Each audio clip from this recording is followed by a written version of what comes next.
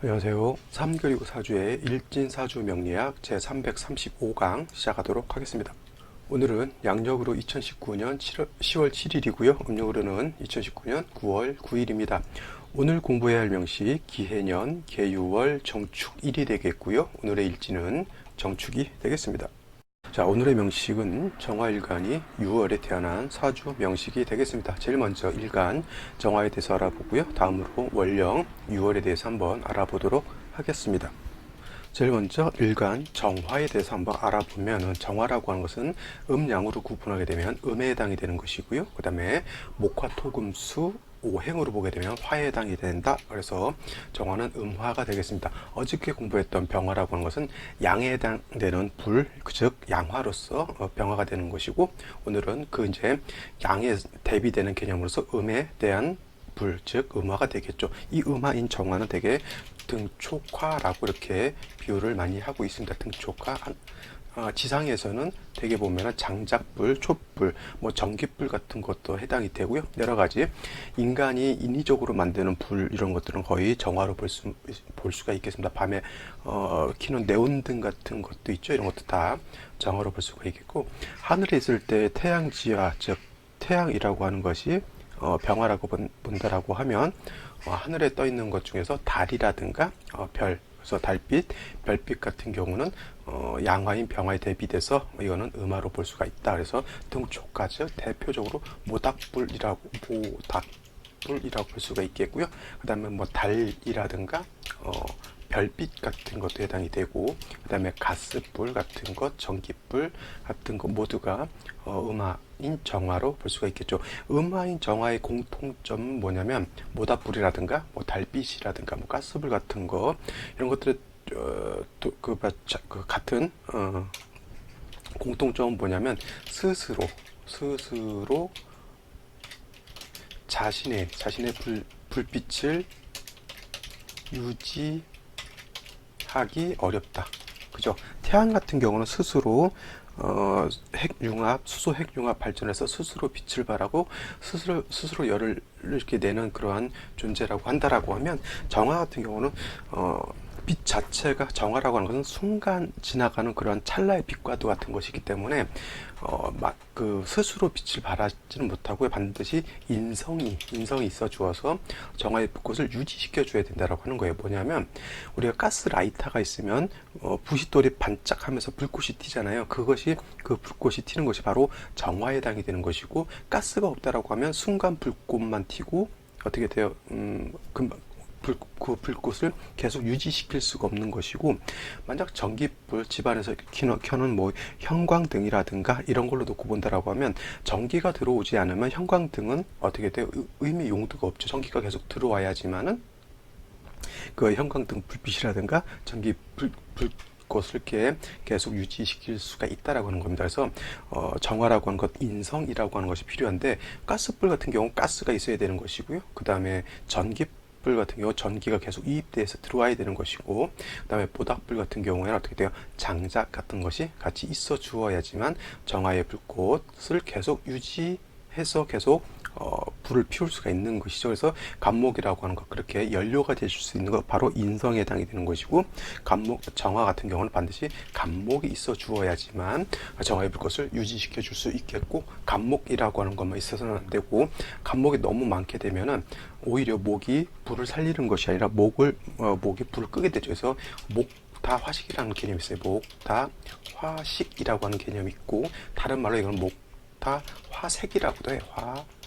그래서 목이 너무 많게 되면 불을 꺼트린다라고 하는 개념이죠. 그래서 우리 어렸을 때 뭐 2월달 같은 경우 대보름 같은 거 있을 때 우리 깡통 돌리기 많이 했잖아요. 그때 너무 욕심에 빨리 불을 피우고 싶은 마음에 조그만 불씨에다가 장작 갖다가 이렇게 많이 얹어놓으면 어떻게 됩니까? 오히려 불을 꺼트리게 되는 것이죠. 적당한 불씨에 적당한 장작을 올려놔야지만 그 불꽃이 꺼지지 않고 계속 살아날 수가 있겠죠. 그래서 정화일간은 인성이라고 하는 것이, 즉 목이라고 하는 것이 반드시 필요한데, 그것도 필요 이상으로 너무 많게 되면 어떻게 됩니까? 목이 불을 오히려 꺼트린다. 그래서 이런 경우에는 반드시 경금이라고 하는 금이 있어 주어서 경금이 금극목하고 목생화할 수 있는 그런 여건을 만들어 주면 좋겠다. 그래서 간목을 경금으로 쪼개서 정화의 불꽃을 인정한다. 정화의 불꽃을 살린다고 해서 이걸 갖다가 벽갑인정이라고 하는 겁니다. 벽갑인정의 한자의 뜻은 뭐냐면 벽자는 쪼개다라고 하는 그런 벽자죠. 그래서 쪼갠다. 뭘 쪼개냐? 간목을 쪼개는 거예요. 간목을 쪼개서 정화를 갖다가 정화의 불꽃을 끌어당긴다. 정화의 불꽃을 살린다라고 하는 것이 바로 벽갑인정인데, 이 벽갑인정을 하기 위해서는 반드시 경금이 있어야 되는 것이고요. 그 다음에 간목이 있어야지만 경금으로서 이 간목을 쪼개서 정화의 불꽃을 살리는 것이죠. 쉬운 말로 큰 나무가 있으면 그 나무를 그대로 태울 수는 없잖아요. 그걸 갖다가 전기톱이든 도끼든 그 나무를 갖다가 잘게 쪼개서 잘 말려놓은 다음에 겨울에 이렇게 잘 태우게 되면 잘 탈 수 있다. 이 개념이 바로 벽갑인정이라고 하는 개념입니다. 그래서 정화라고 하는 것은 사시사철 간목이라고 하는 것이 반드시 필요하고요. 여름에도 필요합니다. 여름에도 물론 정화가 4월이라든가 5월 같은 데 태어났을 때 정화일간이 왕하다 하더라도, 이때 왕하다 하더라도 간목에 천간으로 간목이라든가 지지로 인목 같은 거 하나 정도 있어주면 있어주면 오히려 정화일간이 더 좋아질 수 있다. 정화의 불꽃을 지속적으로 유지시킬 수 있다라고 하는 것이고요. 그렇다고 하면 정화는 간목만 필요하고 을목은 필요 없느냐? 이 을목은 편인에 해당이 되는데 을목이 전혀 필요하지 않다 이런 개념은 아니고요. 을목 같은 경우에는 고초, 인등, 격이라고 하는 격이 따로 있습니다. 이거는 뭐예요? 원래 을목이라고 하는 것이 정화가 별로 안 좋아하는 이유가 뭐냐면 을목은 습목으로 본다는 얘기예요. 습목, 젖어 있는 나무로 보기 때문에 자칫 잘못하면 생풀 뜯다가 불 때우면 어떻게 됩니까? 오히려 정화의 불꽃을 꺼트릴 수가 있으니까 그 풀들을 갖다가 모아서 잘 말리면 되는 거죠. 말린다라고 하는 게 이 정화가 간목 같은 경우는 큰 장작으로 본다라고 하면 을목은 마른 풀 같은 걸로 보기 때문에 이 초자가 풀초자에 해당이 되는 거죠. 그래서 고초라고 하는 건 뭐냐면 마른 풀이라고 하는 거예요. 바싹 마른 풀은 어떻게 돼요? 정화를 살릴 수 있다라고 해서 을목 같은 경우에는 사주 원국에 수가 없고 화가 있게 되면 바로 을목이 고초, 마른 풀이 되기 때문에 이때는 을목을 쓸 수 있다. 근데 특별한 경우에 해당이 되겠죠. 간목이 있다라고 하면 간목을 쓰는 게 더 낫지 굳이 을목을 쓸 필요는 없다 이렇게 보시면 되겠습니다. 그래서 병화와는 달리 정화 같은 경우는 사시사철 간목 같은 것이 있어주면 더 좋겠다 이렇게 보시면 되겠습니다. 자, 다음으로 원령 간단하게 한번 알아보도록 하죠. 자, 정화일간이 태어난 원령이라고 하는 것은 6월이 되겠죠. 6월 원령 즉 월지라고 하는 것은 똑같은 8글자 중에 한 글자이지만 그 사주팔자 8글자 중에서 차지하는 비중이 굉장히 높다. 제일 중요한 것은 일간이 물론 중요한 것이고요. 그 다음으로 바로 원령이라고 하는 것이 굉장히 중요한 개념을 갖습니다. 이 원령이라고 하는 것은 계절을 뜻하는 것이고요. 그 다음에 이 6월이라고 하는 것은 추나 추동 4계절 중에서 바로 가을에 해당이 되죠. 가을. 그래서 6월을 갖다가 중추다 이렇게 표현을 합니다. 그래서 이 6월 원령이라고 하는 것이 왜 중요하냐면 이 원령에는 한열의 개념과 한열의 개념과 그 다음에 왕세의 개념을 동시에 가지고 있습니다. 왕세의 개념. 그래서 원령이라고 하는 것이 중요한데 6월이라고 하는 것에 한열의 개념을 놓고 보게 되면 신유술이라고 하는 계절은 가을입니다. 그래서 봄처럼 따뜻하지 않고요. 그 다음에 겨울처럼 엄청 춥지도 않으면서 그 다음에 여름처럼 매우 뜨겁지도 않죠. 그래서 6월 신유술을 특히 6월의 계절감을 느끼면 그냥 한량하다. 한량이라고 하는 게 뭐냐면 한자의 뜻을 보게 되면 차갑다라고 하는 개념이죠. 자, 찰 한자에다가 서늘할 양자예요. 차갑고 서늘하다라고 하는 그런 개념입니다. 물론 겨울이 아니기 때문에 물을 얼게 만든다거나 그러진 않습니다. 근데 중요한 것은 6월이라고 하는 것은 한량한데 습하지는 않아요. 습하지는 않다. 물론 6월에 타 간지로 해서 임수 개수가 있다거나 지지로 자수 해수 등이 있으면 이때는 한습해지는 것이지만 원령 자체 6월이라고 하는 것은 물기가 없기 때문에 습하지 않다라고 이렇게 보면 어떻게 돼요? 가을이라고 하는 것은 청량한 계절이죠. 청량. 약간 뽀송뽀송하면서 약간은 건조한 듯한데 기온이 매우 차갑죠. 그래서 가을이 되게 보면은 되게 좀 깔끔하고 약간 뭐라 그럴까 청량한 느낌이 드는 것이 그런 연유에 있어요. 습도가 높지 않다라고 하는 거죠. 근데 여름 같은 경우에는 온도도 높은 곳이 우리나라는 습도가 굉장히 높습니다. 습도가 높으면 높을수록 굉장히 불쾌감 같은 것이 굉장히 좀 불쾌 지수가 많이 올라가잖아요. 근데 우리나라 가을 같은 경우는 서늘하면서도 건조하고 습하지 않기 때문에 매우 청량한 그런 것을 가지고 있다. 이것이 왜 중요하냐면 사주의 배합을 맞출 때 굉장히 중요한 거예요. 왜냐하면 건조했을 때는 물기가 어느 정도는 있어줘야 되는 것이고요. 너무 습할 때는 그 습기를 제거시켜줘야 되거든요. 그래서 우리 집에도 가끔 물 먹는 하마 같은 거 놓으시는 분들 있을 거예요. 그럼 집에 한두 개씩 다 있겠죠. 특히 신발장 같은데 여름에 습할 때 가죽 같은 거는 곰팡이 쓸거든요. 그래서 그 신발 안에다 구두 같은 데 안에다가 그 신문지 같은 거 구겨서 집어넣어 놓고 그다음에 물 먹는 하마 있게 넣으면 가죽 같은 데 곰팡이 쓸지 않고 습기로 인해서 가죽이 변형되는 것도 막을 수가 있겠죠. 신문이라고 하는 것도 그게 신문지가 뭐 목에 해당이 되죠. 따지고 보면 그 마른 목이기 때문에 물기를 이렇게 그 설기시켜주는 그런 역할을 할 수가 있는 것이고, 물 먹는 하마 같은 경우는 그거는 목으로 보지 않고 오히려 토의 기운으로 볼 수가 있어서 무토 내지는 기토가 습기를 이렇게 제거하는 것으로 이렇게 볼 수가 있겠죠. 해서 6월이라고 하는 것은 습하지 않다. 그래서 간목이나 을목, 특히 을목 같은 것이 6월에 태어났을 때는 가을인데도 기온이 차가운데도 개수가 있어줘서 을목의 뿌리를 어떻게 돼요? 배양해줘야 되고 또 병화가 다시 또 있어줘야 된다라고 하는 이유가 바로 6월은 습기가 없기 때문에 바로 그런 것이죠. 그래서 한량한 계절, 그 다음에 습기가 없어서 약간 뽀송뽀송하다라고 하는 그런 개념을 생각하시면 되겠고, 그 다음에 이거는 한열의 개념이고요. 왕세의 개념으로 놓고 봤을 때, 이 6월은 어떻게 돼요? 6월은 금이 가장 금왕절에 해당이죠. 금은 어떻게 돼요? 이때 제왕지에 해당이 됐죠. 제왕지. 그래서 금은 가장 왕할 때 해당이 되지만 반면에 일간인 정화, 어저께는 병화를 했었죠. 병화라든가 정화 같은 것이 6월에 태어나게 되면 이때는 포태법상으로 엮이는 화토는, 토도 마찬가지, 화토는 유에 이르면 이때는 사지에 해당이 되죠. 그래서 매우 약할 때 해당이 됩니다.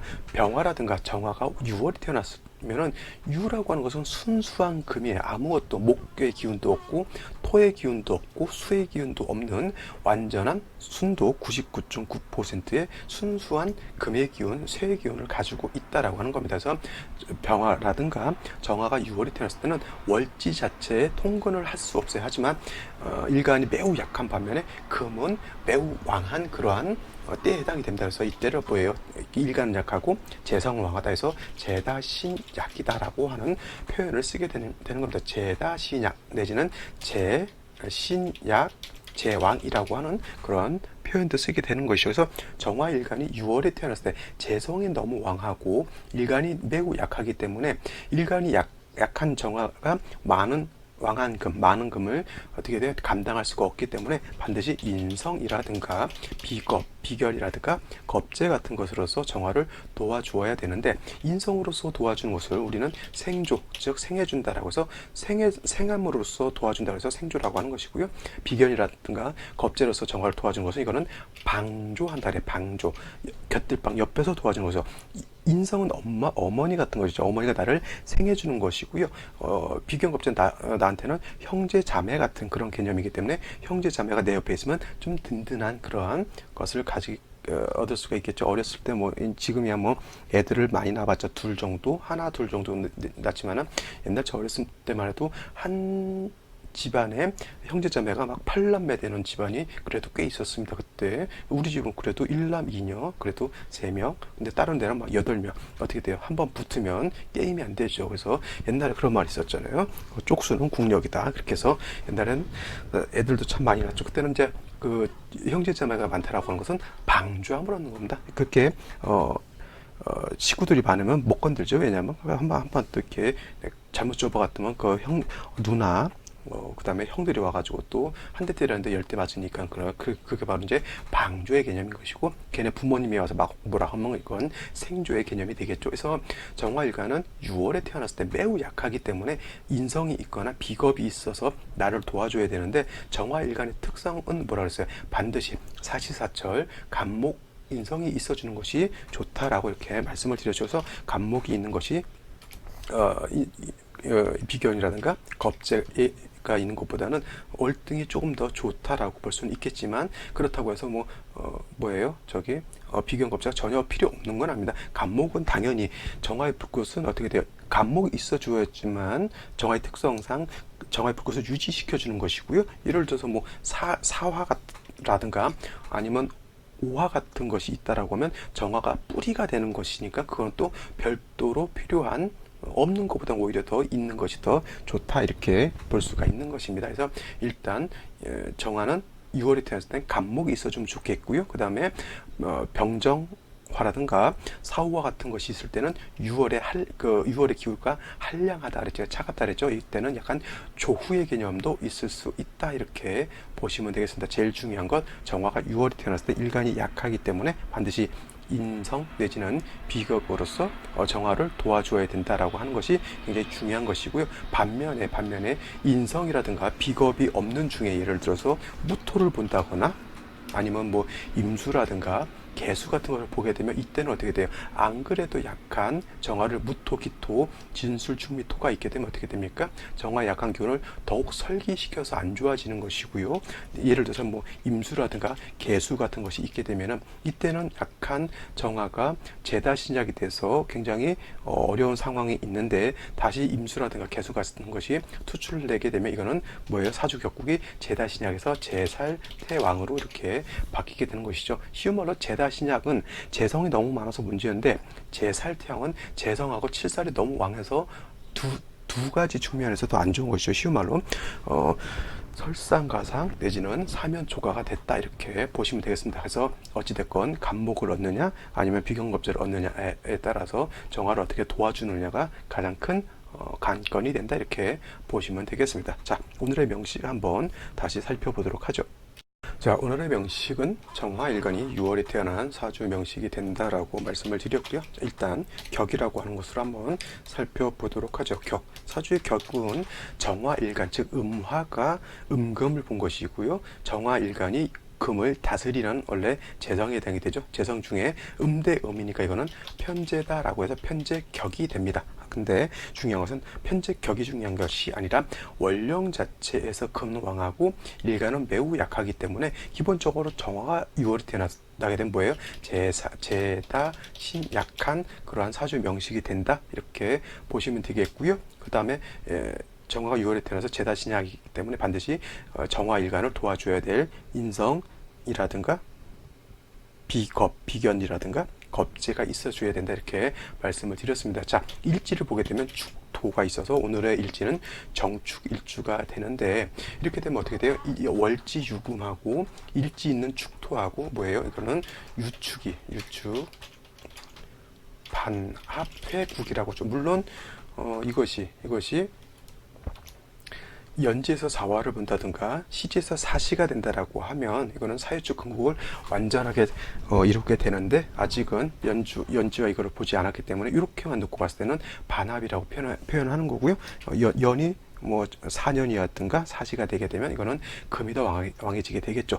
그죠? 그 다음에 유축이 반합하게 되면 토가 왕해지는 것이 아니라 금이 왕해지게 되니까 오히려 재다신약한 명이 더더군다나 더욱 재대신약한 그런 사주국세가 된다. 좀 더 재성의 무게가 강해지고 일간의 기운은 가벼워진다라고 볼 수가 있겠죠. 연지를 보게 되면 기해년, 올해가 이제 황금돼지의 해인데 황금돼지의 해도 이제 얼마 남지 않았다라고 하는 또 아쉬움이 좀 있습니다. 벌써 10월 달에 해당이 되고요. 그 다음에 제가 이 강의를 일진 강의를 시작한 것이 해월부터 했으니까 이제 다음 달 수월 하게 되면 이것도 이제 거의 만 1년을 이제 채우게 되는 겁니다. 앞으로도 계속 할 요량이면서 다른 강의들도 좀 병행을 할까 지금 준비를 하고 있습니다. 자, 올해 기해년이 있기 때문에 연주의 기회가 있게 되는데, 일간 정화 입장에서 놓고 봤을 때 이 3주까지만 놓고 봤을 때 일간 정화를 도와줄 수 있는 글자는 아무것도 없어요. 기토라고 하는 것은 정화의 기운을 설기시켜 주는 거고요. 유축 회금하게 되니까 재성이라고 하는 것도 일간의 기운을 빼앗아 가는 것은 똑같습니다. 해수라고 하는 것은 뭐예요? 일간 정화가 왕했을 때는 병화와 같이 해중에 있는 임수 가지고 정화도 보강해 줄 수가 있습니다. 정화가 정화가 임수를 본다라고 하는 것은 한밤에 태양이 아니라 달이 떠 있는데 그 밑에 호수가 있는 거하고 똑같습니다. 그래서 휘영청 보름달이 떠 있는데 호수 위에서 반짝반짝하게 떠 있는 거하고 똑같다 이렇게 볼 수가 있는데 지금같이 일간 정화가 뿌리가 전혀 없다라고 하면 오히려 수가 있게 되면 정화를 갖다가 극하게 되겠죠. 오히려 도움을 일간이 약하기 때문에 해수도 도움을 이 되지 않는다. 해중에 있는 간목이 있긴 한데 이렇게 돼 있으면 해중에 있는 간목 가지고는 정화를 살리기가 어렵다 이렇게 볼 수가 있겠죠. 자, 월간을 보게 되면 개수라고 하는 것이 이렇게 투출되어 있습니다. 이 개수라고 하는 것은 유축회금한 금이 생수라는 것이고요. 그 다음에 해수의 개수가 통근 뿌리를 두고 있으니까 이 개수도 약한 개수가 아니다. 아까 제가 유월이라고 하는 것은 건조하면서 기온이 차다라고 했는데 이렇게 해수의 개수가 투출하게 되면 가을에 비 내린 거하고 똑같기 때문에 기온은 차면서 어떻게 돼요? 습해진 거하고 똑같습니다. 가을에 비 내리게 되면 약간 철양 맞잖아요. 그래서 개수가 투출했다라고 하는 것은 가을에 비가 내려서 기온이 더 하강했다라고 보시면 되겠습니다. 그래서 이 개수는 절대 일체적으로 정화한테 도움이 되지 않죠. 그래서 기토예를 제하고는 있지만 정화일간이 약하면 식신도 감당 못하고요. 그 다음에 칠살 개수는 더더군다나 감당할 수 없겠죠. 오히려 설기가 많아지게 되니 제다신약의 제살태왕이죠. 제살태왕의 어떻게 한 명이 되는데 기토로서 개수를 이때는 제해도 의미가 없는 것이 일간의 기운만 더욱 설기시켜 준다라고 하는 그런 것으로 볼 수가 있습니다. 제일 중요한 건 뭐예요? 일간 정화가 살기 위해서는 목인 인성을 본다거나 아니면 비견겁제는 화를 보는 수밖에 없겠죠. 자, 3주까지는 없었기 때문에 반드시 그 두 글자 인성이 됐든 비견겁제가 됐든 생시에서는 봐야 할 것이다. 이렇게 정리를 할 수 있겠습니다. 자, 생시 한번 알아보도록 하죠. 자, 제일 먼저 생시 경자시를 한번 보도록 하죠. 경자시. 자, 경자시가 된다라고 하면 경자시가 된다라고 하면 일지에서 자수로 칠사를 보게 되고요. 경금이 다시 투출하게 되죠. 유축회금에서 금이 투출하게 되니까 이거는 왕제당이 되고 왕제가 개수를 이렇게 생해주게 됩니다. 일간 정화는 뿌리 들 곳이 아무 데도 없습니다. 그럼 이걸 종격을 이룰 것이냐 아니면 그냥 내격으로 있을 것이냐를 놓고 봐야 되는데 종격을 이룬다라고 하는 것은 금으로 종하게 되면 6월이 금왕절에 유축이 회금하고 경금이 투출하게 되면 재성으로 종할 수 있죠. 그래서 종재격으로 볼 수도 있겠고요. 어떤 분들 입장에서는 개수가 투출되어 있고 이렇게 되어 있기 때문에 이거는 종살격으로도 볼 수 있다. 종살격. 근데 이렇게 놓고 봤을 때 종재할 것이냐 종살할 것이냐는 일단은 원령을 차지한 것이 금이기 때문에 종재격으로 봐도 큰 무리가 될 거 아니고요. 근데 종재, 금으로 종하려면 금이 왕해야 되는데 개수 투출하고 자수, 해수가 있게 되면 수의 기운도 만만치 않게 있다라고 볼 수가 있겠죠. 이렇게 되면은 금이 종재하게 되면 금이 왕해지는데 수가 많아지면 종한 금의 기운이 많이 설기되는 것이죠. 그래서 그러한 것 때문에 종살격으로 종사를 한다는 것은 수로 종한다라고 하는 그런 개념인데 기토가 있게 되면 금으로 종했을 때는 기토가 있는 것이 큰 문제가 되지 않아요. 어차피 금으로 종했을 때 토는 금을 생하는 그런 역할을 하게 되고 토는 수를 제해주는 그런 역할을 하기 때문에 금으로 종했을 때 토는 문제가 될 판은 아니지만은 만약에 이거를 종살로 본다라고 하면 토는 문제가 된다라고 볼 수가 있겠습니다. 만약에 그래서 저는 이거를 종한다라고 봤을 때는 뭐 종재격으로 보는 것이 좀 더 타당하지 않을까 이렇게 볼 수가 있겠고요.